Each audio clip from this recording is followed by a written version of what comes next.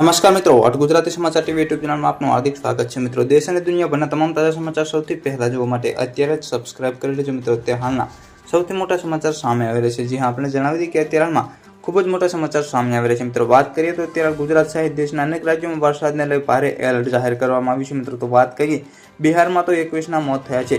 સંપૂર્ણ માહિતી વિડીયો મળતી છે। વિડીયો ગમે તો વિડીયોને એક લાઇક, ચેનલને સબસ્ક્રાઇબ કરવાનું ભૂલતા નહીં। અત્યારે હાલ મળતી માહિતી મુજબ આપણે જણાવી દઈએ કે મિત્રો, દેશના અનેક વિસ્તારોમાં ભારે વરસાદની સ્થિતિ સર્જાઈ રહી છે।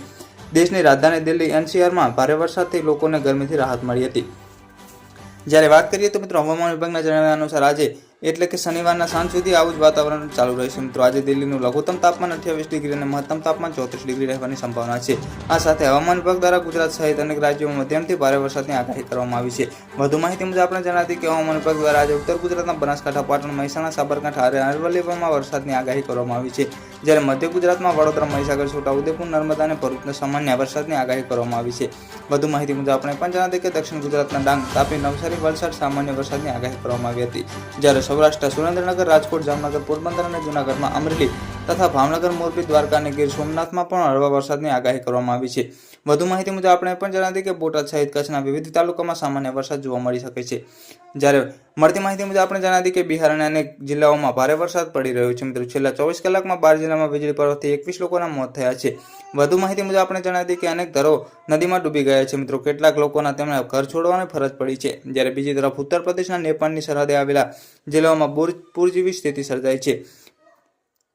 પીલીભીત, લખીમપુર ખેરી, બહરાઇચી, શ્રવસ્તર, બાલમપુરા, સિદ્ધવસ્ત્ર નગર, મિત્રો, મહારાજગંજના લગભગ 800 ગામો સતત ત્રીજા દિવસથી પૂરની ઝપેટમાં છે। જ્યારે શાહજહાંપુરમાં દિલ્હી લખનઉ હાઈવે સતત બીજા દિવસથી બંધ રહ્યો છે।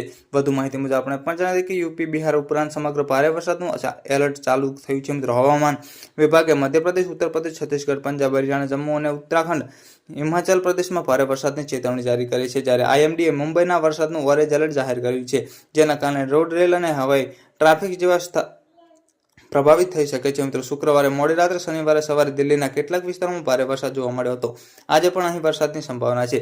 વધુ માહિતી મુજબ આપણે પણ જાણીએ કે આઈએમડી આજે 21 રાજ્યોમાં વરસાદની ચેતવણી જાહેર કરી છે। મિત્રો, જેમાં ખાસ કરીને ગુજરાત, કોકણ, ગોવા, મધ્યરાષ્ટ્ર તેમજ કર્ણાટક, તેલંગાણા, આસામ, મેઘાલય, હિમાચલ, પશ્ચિમ બંગાળ, સિક્કિમ, બિહાર, અરુણાચલ પ્રદેશ, ઝારખંડ, મધ્યપ્રદેશ, પૂર્વ પશ્ચિમ ઉત્તર પ્રદેશ, છત્તીસગઢ, પંજાબ, હરિયાણા, જમ્મુ, ઉત્તરાખંડ, હિમાચલ પ્રદેશ અને અંદમાન નિકોબાર વરસાદની ચેતવણી જારી કરવામાં આવી છે। સાથે જ ઉત્તરાખંડ, મધ્યપ્રદેશ અને વિદર્ભ એટલે કે મહારાષ્ટ્ર, છત્તીસગઢમાં તોફાન અને વીજળી પડવાની ચેતવણી છે।